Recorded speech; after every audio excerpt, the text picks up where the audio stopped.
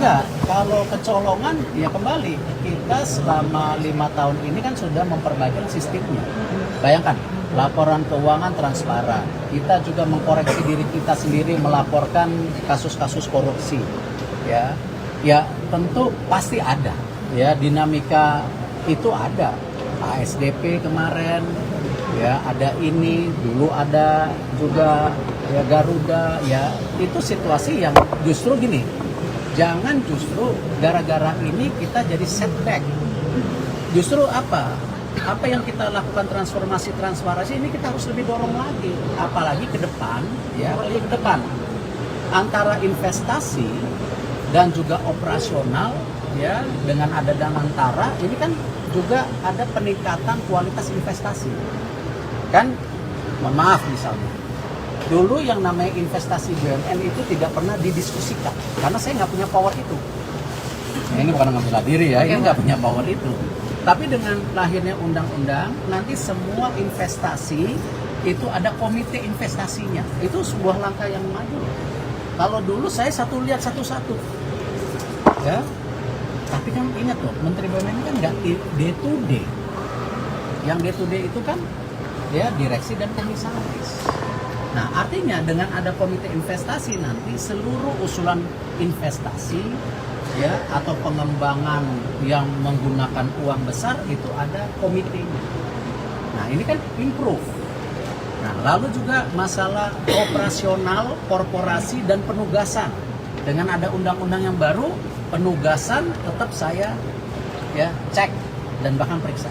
Tapi operasional kita bisa pantau sekarang. Jadi ini saya rasa solusi yang bagus.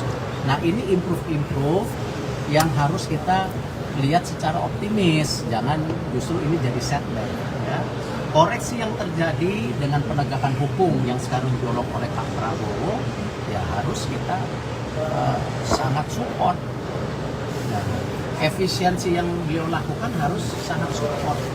Nah tinggal kita ya dari kementerian mesti mengadjust ya hal-hal yang memang perlu dilakukan seperti itu. Pak, dengan adanya kasus Pertamina, Bapak berencana merestruktur Pertamina, Pak. Apakah dalam restruktur itu mencakup juga bagaimana memindahkan kepercayaan masyarakat terhadap produk Pertamina? Ya gini, pasti. Tapi kan peran Menteri BUMN tidak bisa secara korporasi murni, ya kan? Ya, saya sudah lihat bagaimana kemarin saya dan Pak Jaksa Agung, ya silakan Pak Jaksa Agung ditanya, saya rapat jam 11 malam mengenai isu ya apakah ini blending oplosan, kita tidak mau berargumentasi, betul nggak? Tetapi kalau itu ada oplosan di titik tertentu, ya kita tadi sudah dilakukan penindakan. Ini kan dari Becukai kita dari Kejaksaan sedang menggali itu. Apakah blending? Nah, blending ini beda lagi karena ada ya yang namanya blending di industri perminyakan yang selama ini sudah terjadi. Nah, ini mesti dilihat dari kategori yang berbeda. Apakah itu koruptif atau bagian penaikan performance daripada bensin tersebut ya, atau bukan RON, bensin tersebut gitu ya.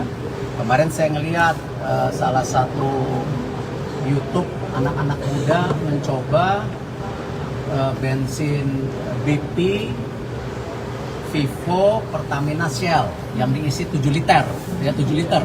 Kok jadi Batak 7 liter? 7 liter ya. Lalu dilihat performance-nya. Oh BP sekian kilometer, Pertamina sekian kilometer. Nah itu saya rasa bagus karena itu bagian dari introspeksi dari masyarakat. Ya, kenapa dari 4 percobaan ya ada yang nomor 4, ada yang nomor 3, ya ada yang nomor 2, ya itu kita bagian dari competitiveness. Nah, apakah campurannya lebih bagus? Saya nggak tahu, saya bukan ahli. Ya, tapi saya rasa dengan era keterbukaan ini ya interaksi yang terjadi sangat positif karena ya ini market yang free. Ya sama. Pom bensin itu juga kita harus jaga. Kenapa? Tidak semua pom bensin milik Pertamina. Jangan lupa subscribe ya.